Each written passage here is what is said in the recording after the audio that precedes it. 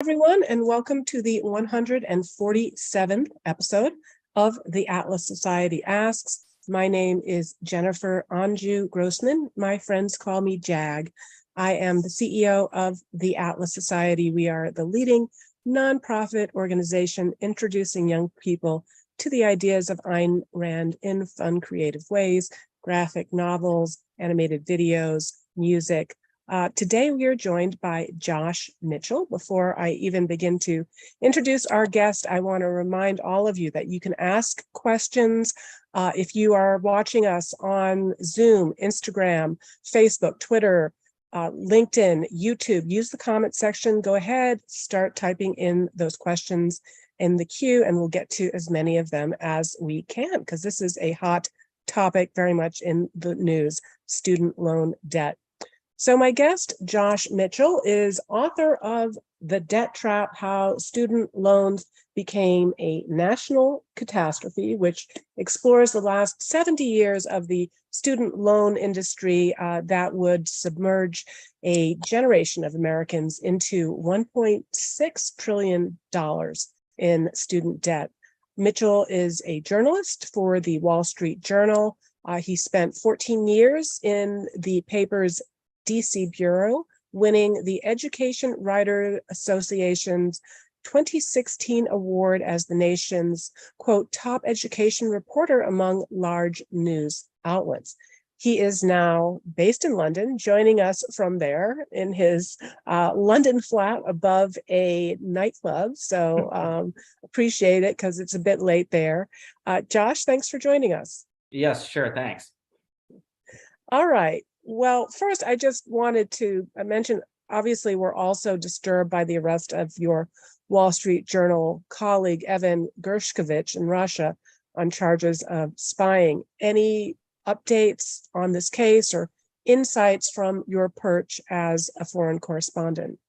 Yeah, I don't have much more than what our paper has reported itself. We're told he's in good spirits, and apparently the Biden administration has stepped up its efforts to try and,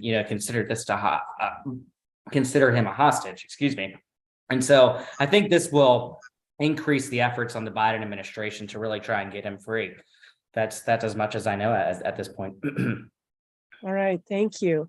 Well, circling back to your book, perhaps you can fill our viewers in on the journey that culminated in the writing of The Debt Trap. You dedicate the book to your mother, who I understand passed away 6 years ago. How did her experience help you better understand the people whose struggles you cover in the book? Sure. So she raised me on her own, and she never went to school. She never got a higher education, and she was an administrative assistant her whole life. And so I saw up close how much of a struggle that was for her to raise kids on her own. And that this was right around the time in the 80s and 90s where going to college really was considered essential to having a good paying job. And so, I saw up close, she lived paycheck to paycheck, and I really came to see that you really needed to go to college in order to succeed.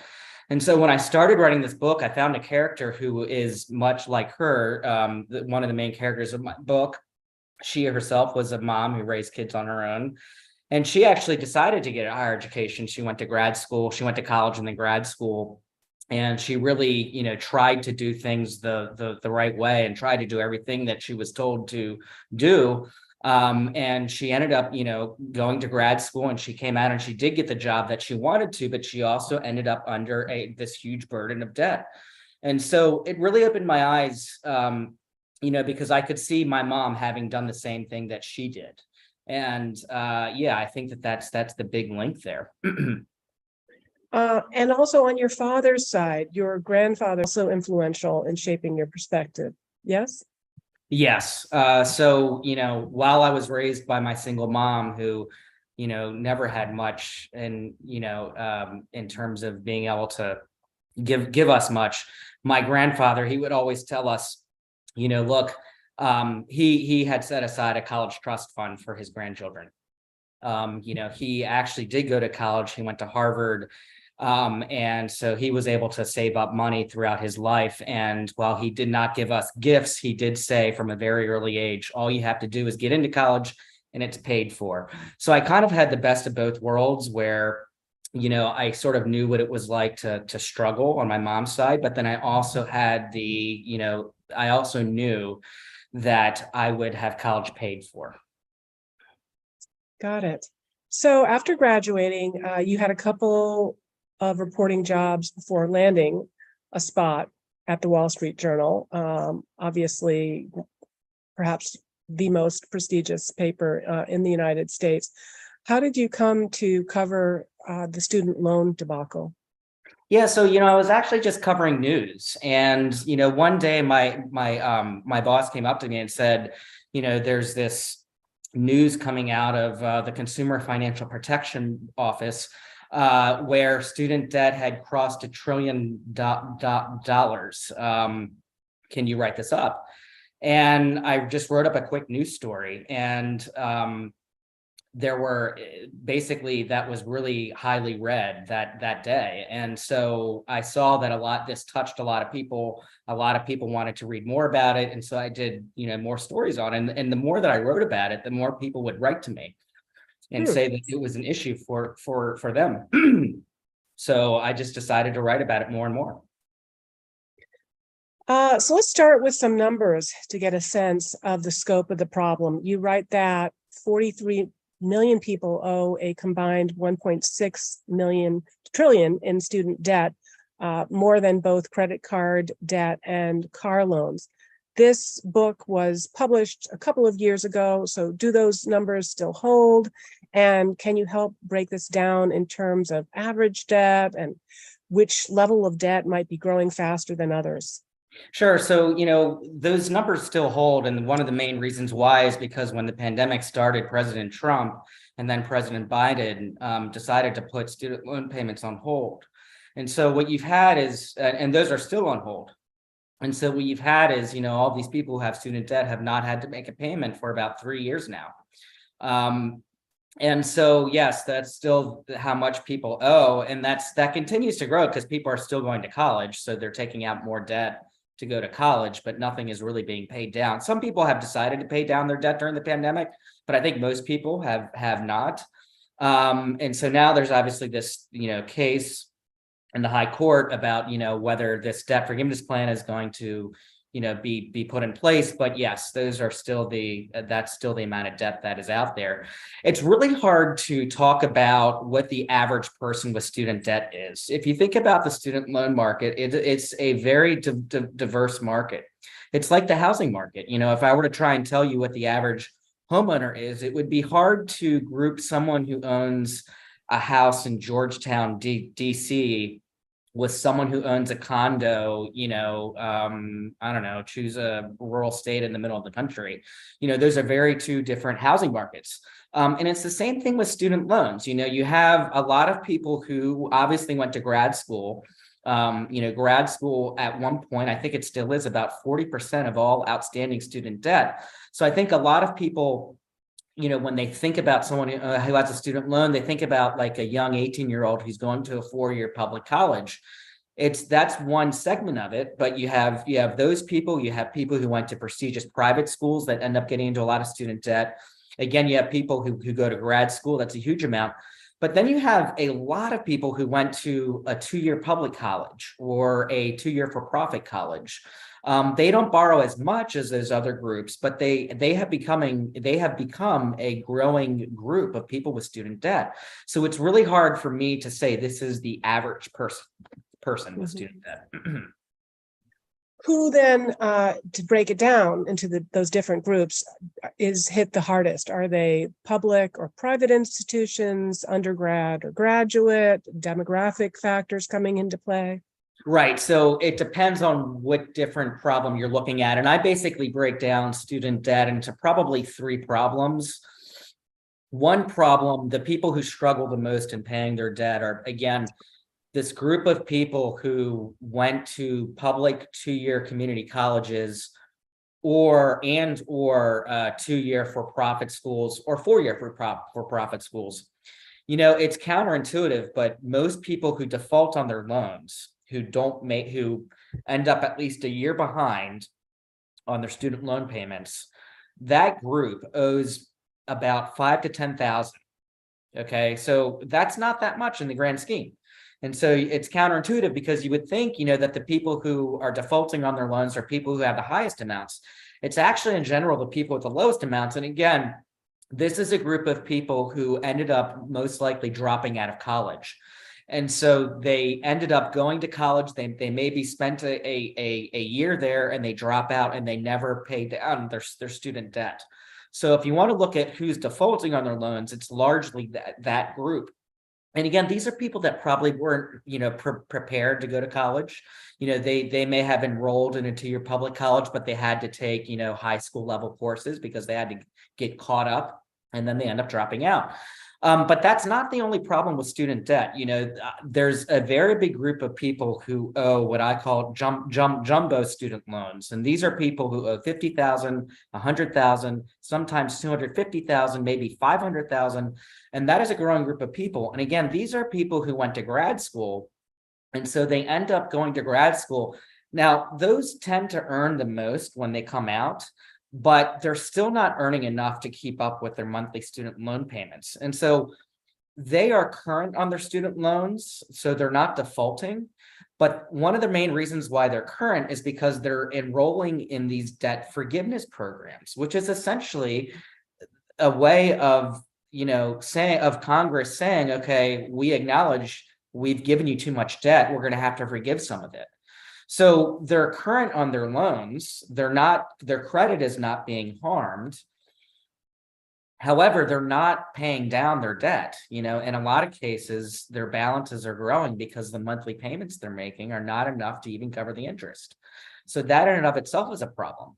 And then you have people who, the other sort of third group is those who maybe went to a 4-year public college or a 4-year private college. And again, they don't owe the jumbo student loans, but college costs have risen very quickly for them, and they're in debt as well.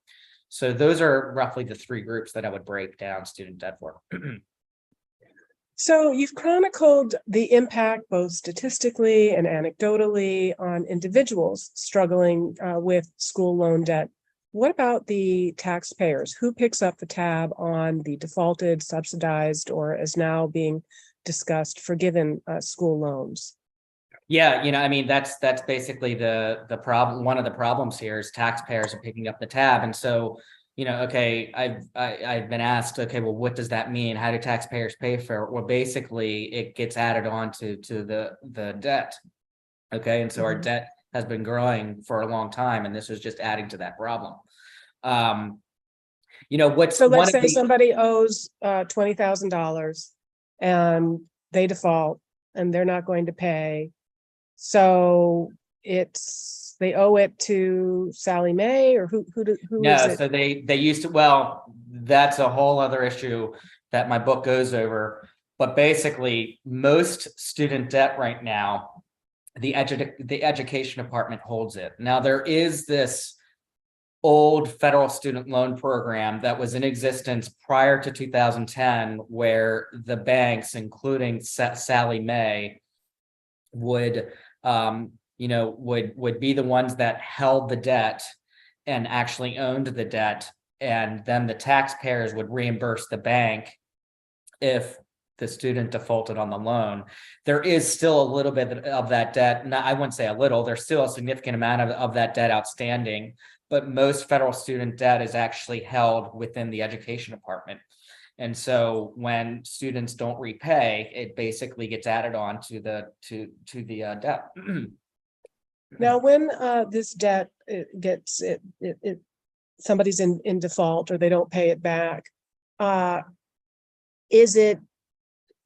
do you have any grasp on are most of those people not paying back even the principal, or they paid back some of the principal and they're just one of the more shocking things that I discovered in reporting this is that, again, people who default, something like 90% never make a single payment. So they enroll in their local college.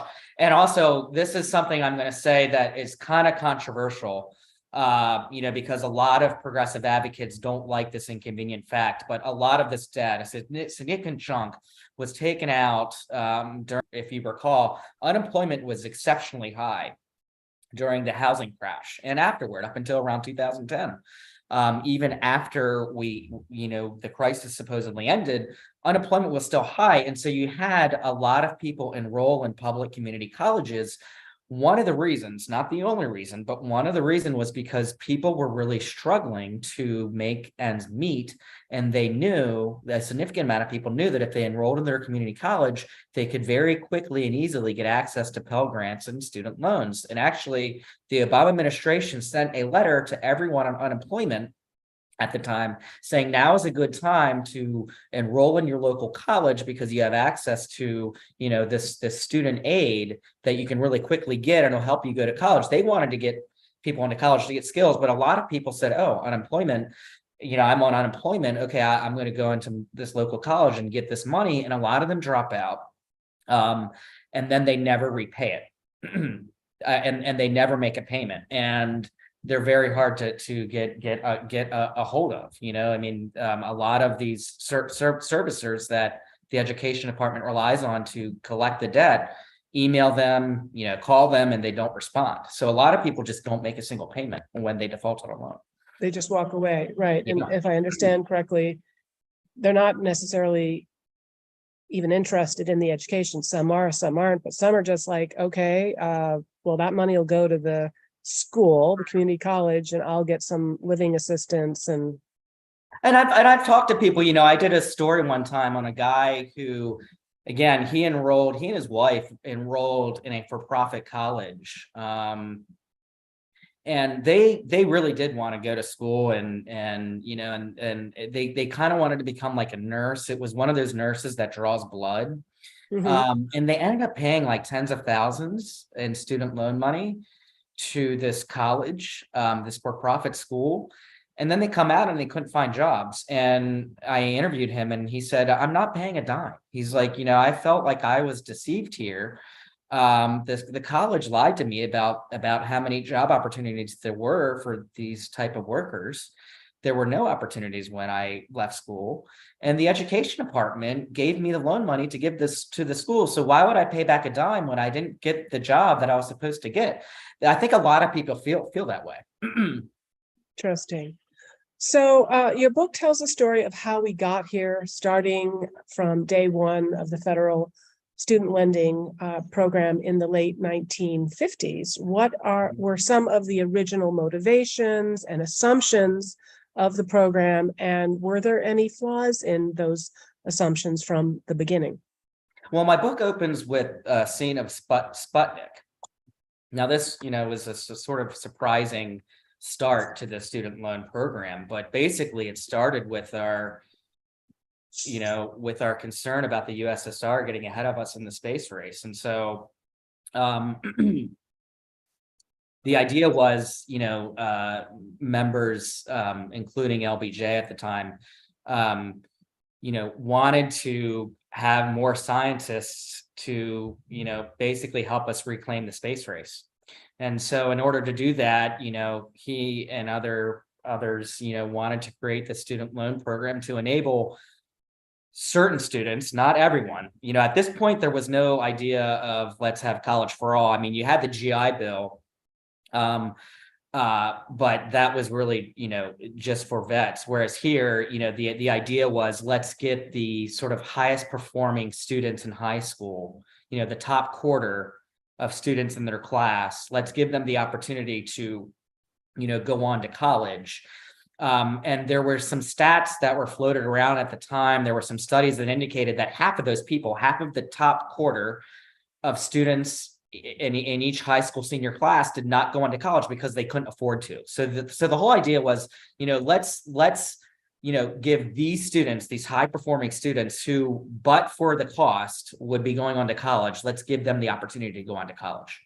That's how it started. But very quickly, within about 10 years, then it started to expand into this broader goal of, let's just not, reclaim the space race. Let's just not help the smartest students get into college.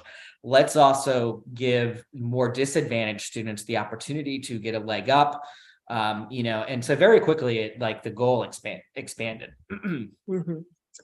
And then that began to also invite a question of, well, these might not be students that would be able to pay back. And then, of course, all of this free money to the colleges, well, not free, but ready cash for the colleges. From the very start. Yeah, I'm sorry. Go ahead. Well, just led to the tuition increases, which then, snowballed the problem in a way.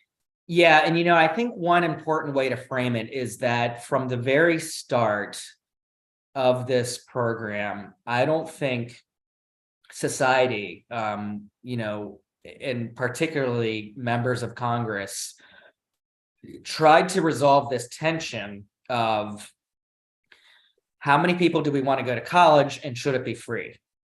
And those are really in tension. Like if you want universal access and if you want everyone to be able to go to college, that's going to be very expensive.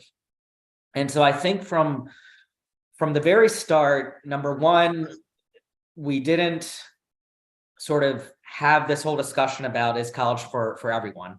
And then number two, I don't think there was really an acknowledgement of how expensive this would be.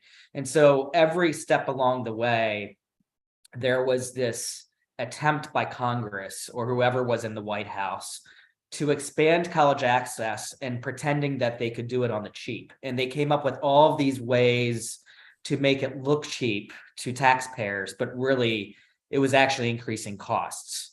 And we can go into how that happened. It sort of evolved over time, but one of the things that they did was basically give schools access to all this taxpayer money without really attaching strings to it. And so, as you just mentioned, and this is one of the arguments in my book, that actually drove up costs. It really took out any discipline in the system for schools to keep a lid on costs.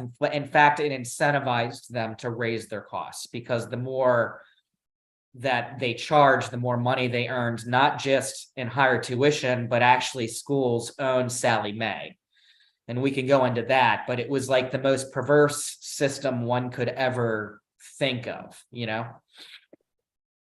Well, I know you haven't read Ayn Rand, but one would think that, in the 50s and the 60s, there probably were voices out there, the Milton Friedmans and the Ayn Rands and the Thomas Sowells of the world that said, could have predicted that some of this might have happened in terms of what happens when you try to centrally plan something and subsidize with government. I do have to say, money. Milton Friedman, I do mention this in my book, and I don't know if you recall this particular part. It was only a couple paragraphs early on, but he actually did recognize that when it comes to higher education, private markets did kind of fail. Because and I think his argument was, if I recall, it's been a long time since I wrote that one paragraph, but I think the main argument is that it's really hard to know how much a college student is going to earn. If you're a bank that is lending someone money to buy a home, there's all of these indications of what the value of the home is. And so private markets, have access to information. The homeowner has access to information. But if you're lending money to an 18-year-old college student, banks at the time were really averse to lending to college students because you don't know if that student is going to drop out. You don't know the quality of the school. You don't know what they're going to study. You don't know, what the job market's going to be after they leave college. So Milton Friedman actually, interestingly, did say, this was sort of a gap in the private market that kind of needed to be addressed by student loan program. Well, then I might disagree with some of his premises, right? Because he was already buying into the premise that not enough people are going to college and the government needs to step in and find a way to rectify that. I'm not sure whether they could have tweaked it in such a different way to get a vastly different outcome, but I know you have a lot of suggestions at the conclusion of your book, and we are going to get to some of those. But first, we also have a lot of questions that are coming in from the various social media platforms where we're streaming. So let's try to get to some of those because they've been patient.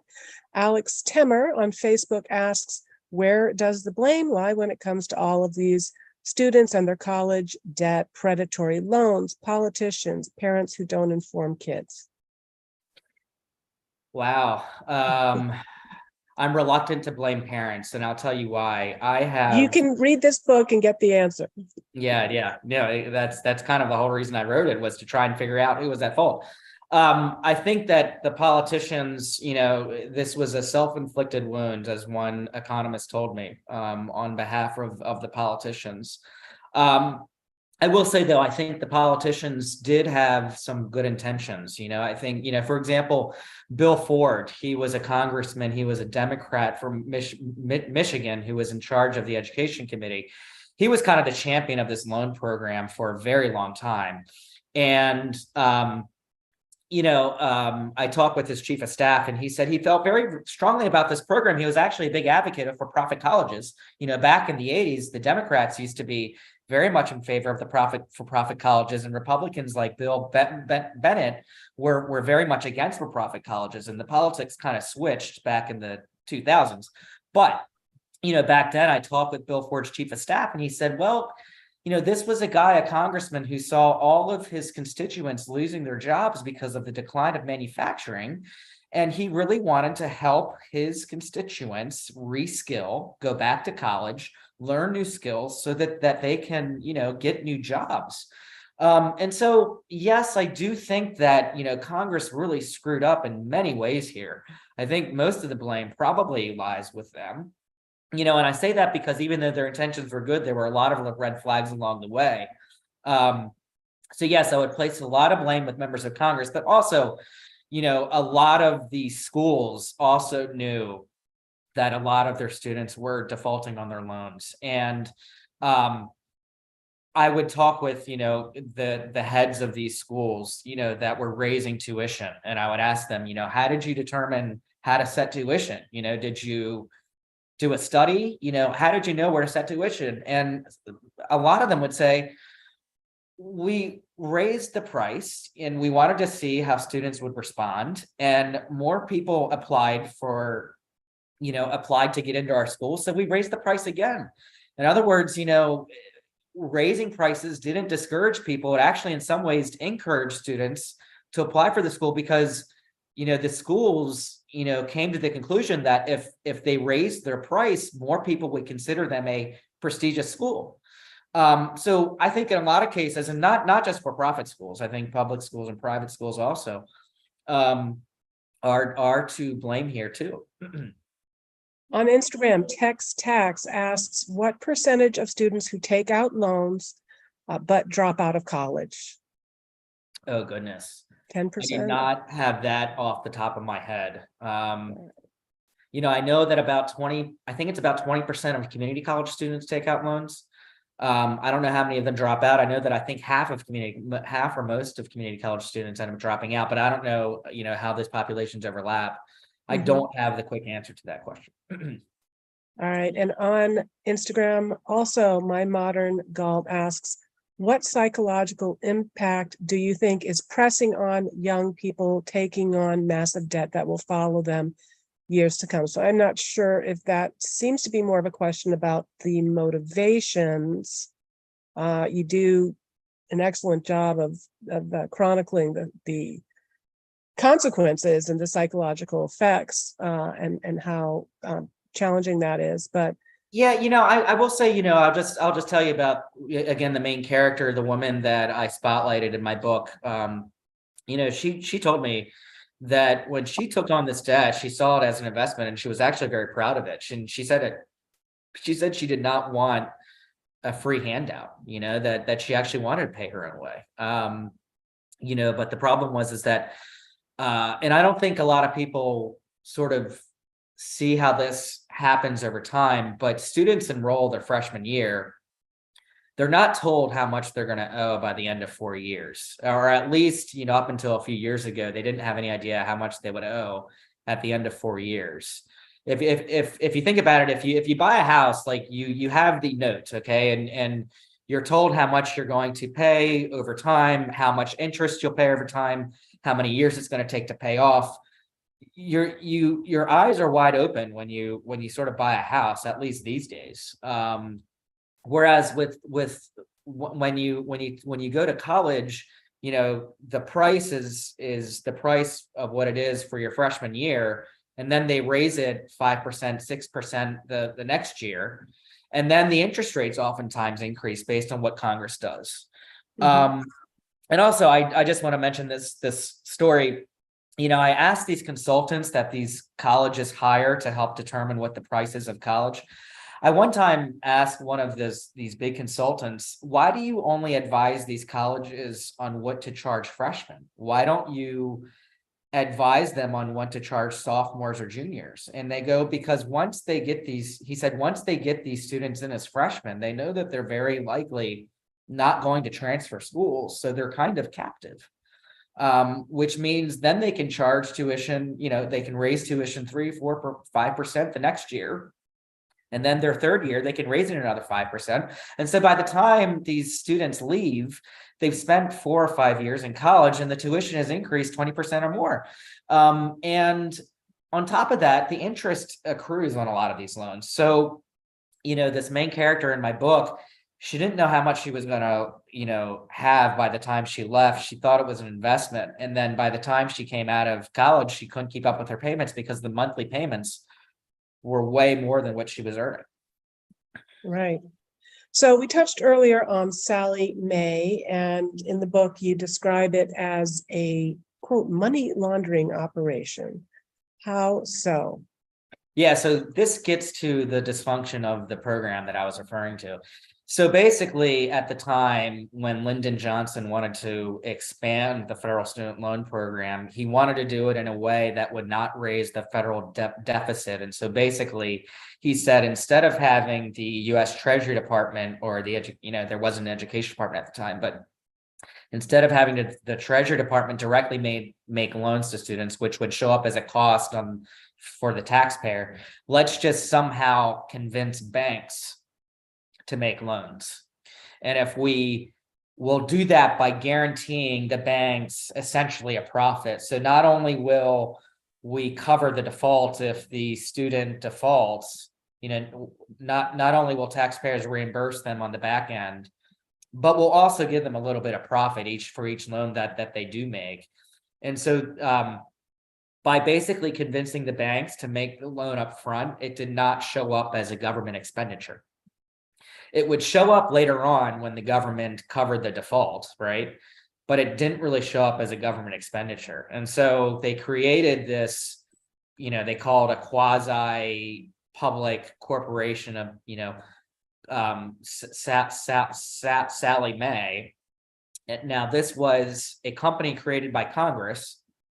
It was a for-profit company, but it had all of the powers of the Treasury Department to basically borrow as cheaply as the Treasury Department can borrow. And so basically, you know, Congress in this budget way gave Sallie Mae money, which Sallie Mae then took that money and gave it to the banks to make loans to students. So it was this big convoluted system where, again, on paper, it looked cheap, it looked inexpensive to run a student loan program, but it actually was making it much more expensive because not only, you know, were they giving a lot of loans to students who ultimately were not going to repay them, but they were also, you know, paying the banks money to extend the loans. And oh, by the way, Sallie Mae's shareholders were banks and colleges. So think about the conflict of interest there. This is what I mean by there were these huge incentives for colleges to raise their prices because the more students took on in student debt, that meant that students could pay higher prices. So it enabled schools to raise their tuition because now, you know, students had access to credit. But then on top of that, like the schools and the banks themselves directly profited from, when the company, made more loans. Hmm. So it was a very convoluted system. So you talked a little bit about Lyndon Johnson and about the Obama administration sending out these letters to people that were receiving unemployment checks, encouraging them to go to enroll in community colleges. Any other sort of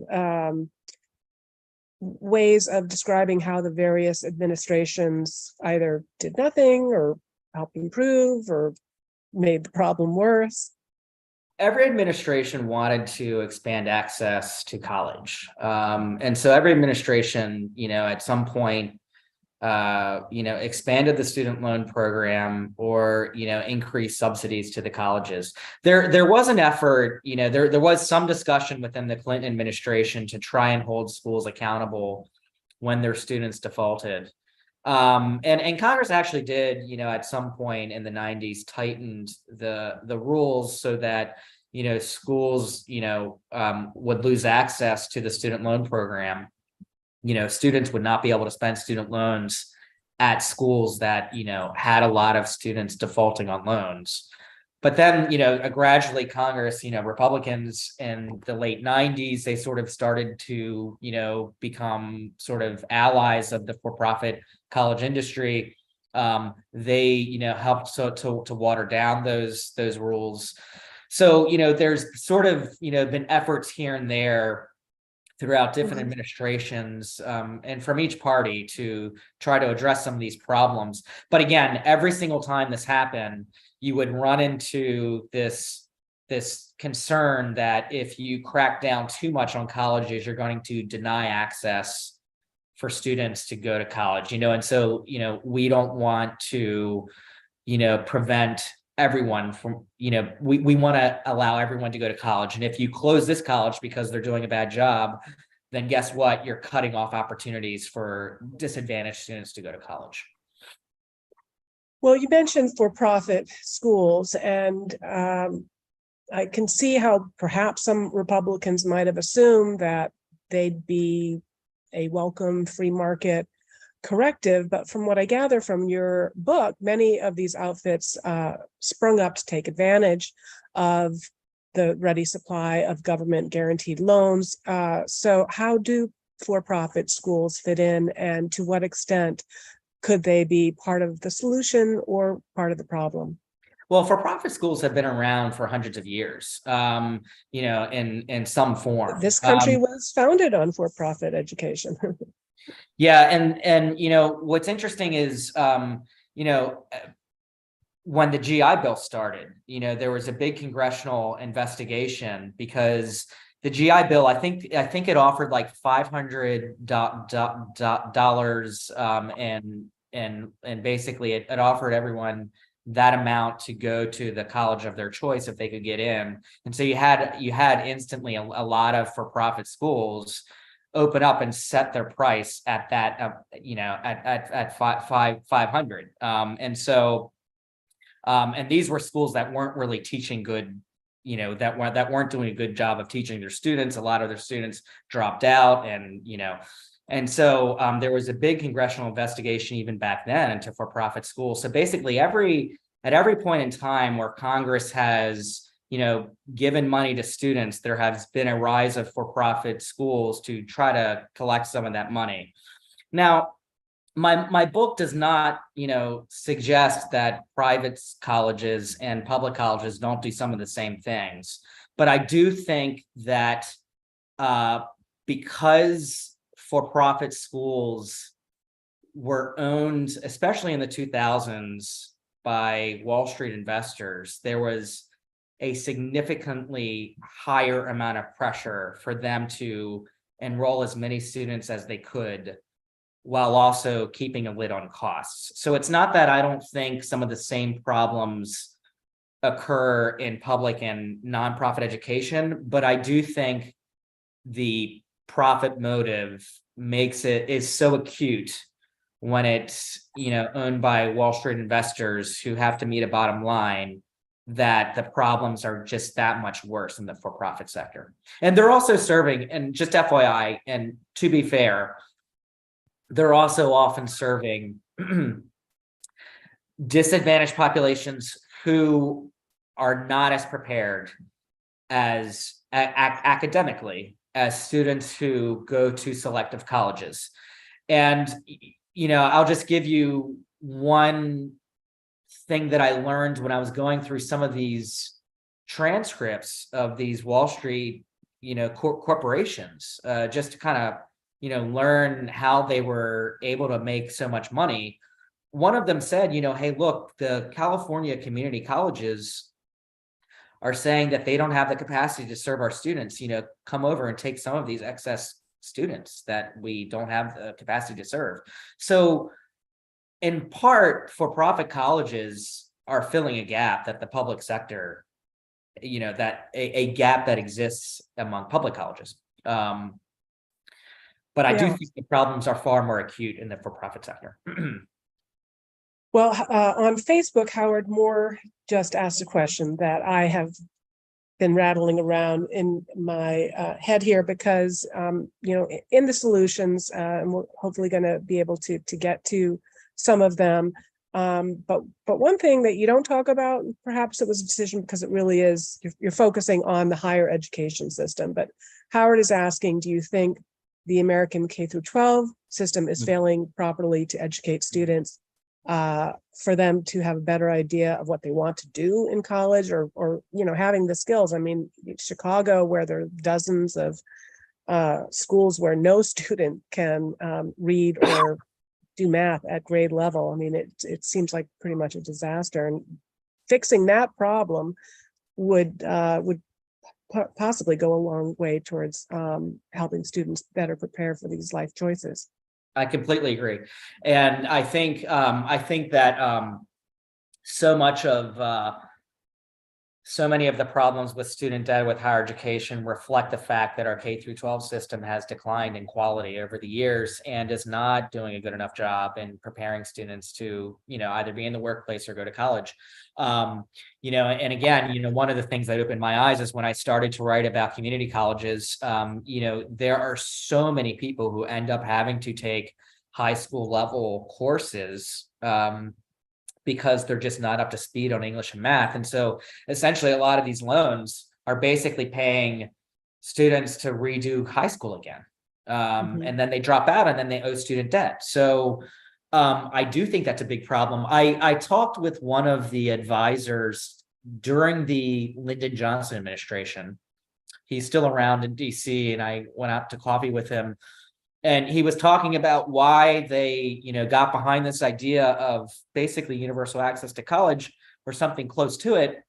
And I said, why would you do that? Why not, if you were focusing also on, K through 12 education, because that was part of the Lyndon Johnson, administration's efforts was to improve K through 12. Why did you also, want to expand access to college to disadvantaged kids? And he said, well, we were concerned about people who already went through the pipeline. So yes, we were doing all of these reforms, to improve K through 12 education. But what about the people that already went through K through 12? We didn't want to just leave them, we wanted to help them as well. So, again, this is where you sort of, you talk to people who put these programs in place, and you do understand that they had good intentions and that there weren't easy answers. But in short, I do agree with you that a lot of the problems are reflective of problems in K through 12. Vernon Forge on Instagram also asking a question that's been on my mind, and it is whether student loan debt continues down this path, or is there a breaking point fast approaching? So an extension of that is, as you've mentioned, there's been a pause on repaying student loans for the past 3 years. I'm not sure whether or not interest has still been accruing or whether that was paused as well. And Congress paused the interest, or the interest. Congress and the administrations through executive actions paused the interest. Yes. Yeah. So let's kind of go with the worst case scenario. Let's say none of these reforms get passed and things just keep continuing down this path. So what are the consequences? Higher Well, national debt, higher yeah. So deficit? interestingly, tuition inflation has actually come down, and for the first time ever, several years ago, I don't remember the exact year, but for the first time basically ever, tuition was rising slower than overall inflation. So and the reason why I think is because since 2010 or so, college enrollment has declined. Um, and I think what's happened, we've actually run some polls to ask Americans, do they think college is worth it? And something like 6 years ago or so, don't quote me on that, 6 or 8 years ago, you had like a solid majority of households say, yes, it's worth it. And now we just recently had a poll that came out a couple of weeks ago that basically said most, 56%, I think, now say it's not worth it. So I think you've had Americans' faith in higher education drop, and a lot of people are now saying it's not worth it. A lot of people are going directly into the workforce. We've had this era of like exceptionally tight job markets, and so what we're seeing is employers are actually lowering their college degree standards. And in other words, a large share of jobs that used to require someone to have a college degree no longer require that. And I think one of the reasons why is because the job market is so tight. You're seeing employers saying, hey, does this job really require someone to go to college? So I think both from the employer perspective and also the household perspective, people have lost faith in the power of going to college, at least at the current cost. And so we've actually seen costs come down, even though the student loan program is still in place. Which still sort of gives colleges free access to this money. So I think in the long term, though, I don't know. I think that if you still keep this program in place, there's always going to be the ability of schools, to raise prices without consequence. At least if you don't tie more strings to the loan money. But you also have this broader economic force that has sort of taken away the power of going to college, or at least the payoff of going to college. Yeah, no, I mean, that's a huge demographic change. I Majority go shifting from- to be clear, there's still a big payoff. There still is a college degree premium, college wage premium. In other words, college graduates still earn on average significantly more than people who don't go to college. However, there is a lot of variation within that. And so I just want to make that very clear. But yeah. Yeah, I mean, I think there is a sense where people are taking a look at this debt and they're saying, I have to take that into account. There is a sense where people are taking a look at the kind of climate on campus and seeing people getting shouted down and, parents shocked sending their kids to college and seeing what a sort of lack of intellectual diversity and intolerance for diversity viewpoint. And then also, on the positive side, you are seeing many examples of tremendous entrepreneurs, that have dropped out of college or decided to forego college. You see even a encouragement of people to maybe consider alternatives like apprenticeships. And I know you write about that. I interviewed Isaac Morehouse, who said in some ways the college degree is a certificate that says I'm no worse than anybody else who graduated from this school. And that there are increasingly other paths. So how do we encourage that? That's primarily a private sector, people coming up with ways to service the demand of people saying, I'd like an alternative. Yeah, and we have seen, in some cases, employers sort of step up. In Kentucky, I wrote about a program. This is not, I don't think it's, I think I actually may have mentioned it at the end of my book, but this apprenticeship program in Kentucky where, several big corporations had agreed to, pay for the tuition of apprentices who, spent part of their time at the local community college, taking some classes throughout the week. And then the other part of the week, the other half of the week, they would, work on site. And, this to me seemed like a partnership that was, in part funded by the private sector. And it had, good outcomes. A lot of the graduates, the average graduate of this particular program that I wrote about earns $95,000 5 years after going to this program. So I think that, we have sort of, as a society, taken for granted this notion that there's only one way to get a higher education, and it's to go to a 4-year college, and it's to be funded by the student loan program. I think everyone came for a long time to rely on the federal government to, basically pay for the skills of the workforce, and that kind of left employers off the hook. But I think now what you're seeing is in part, because employers realize maybe college doesn't always make someone a better worker, they're now, being forced to, sort of think, more about, should we finance this apprenticeship in Kentucky instead of relying on 4-year schools to fill this gap. So in the 9 minutes we have left, and I want to also leave some space for you to be able to offer any closing thoughts or other perspectives. I know you've got a whole new portfolio now. You're still writing about finance and the economy, but you're doing it from London. Yeah. But you do again, as I mentioned, have some really thoughtful recommendations. I wouldn't agree with all of them, but I would love to get into some of them. One was that, quote, you'd like to make more 4-year schools put up their own money. So that seems in some ways kind of an obvious thing that they should be doing. My alma mater, Harvard, just got a $300 million grant donation from my classmate Ken Griffin. So why aren't they doing that? Is that because they can rely on these government-backed loans? Yes. How would having skin in the game change things? Well, okay. One of the interesting things I learned when I researched this program is that there was actually not a federal program. There was a national student loan program before the federal student loan program. And it actually worked quite well.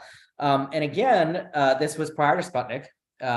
Employers, this was funded largely by employers. Okay.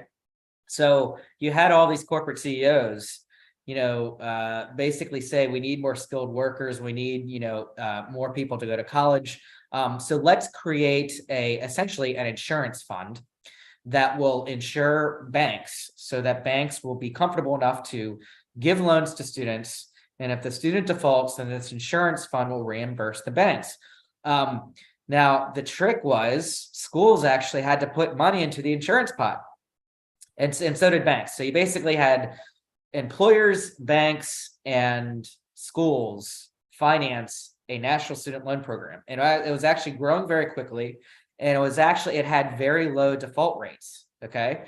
And it was expanding access to college. It had low default rates. It was funded by private corporations. It sounds great, right? Lyndon Johnson, was a very eager and ambitious guy. And his administration basically appeared before Congress when they were arguing, for an expanded student loan program, and said this program is great, but it's not growing quickly enough to give access to as many people as we want. So, for example, this program had underwriting. It wouldn't just give anyone a loan. It would not give loans to freshmen because freshmen were at a high risk of dropping out, for example. It would check your credit score. If you were in default on other loans, you might not be able to get a loan. And so this gets back to my point, which is there was always this tension of providing universal access versus keeping a lid on costs. this program, I thought, did a pretty good job of, trying to do a little bit of both.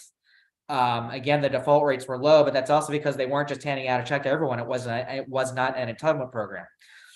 Now, there were some real problems. For example, there were historically Black, schools, including Howard, that, were saying, look, these banks aren't giving loans to our students who they consider too high of a risk.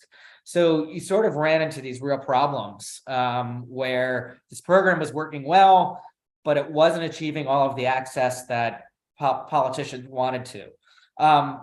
So this is what gets into my second recommendation, which is make community college free, because then I think you can kind of achieve both goals. You can have a student loan program where the four-year schools are on the hook, for some of the loan money if the students default, go back to the way it used to be. But also, if you want to continue giving universal access to everyone to go to college, let's have the 2-year public community colleges fill that role.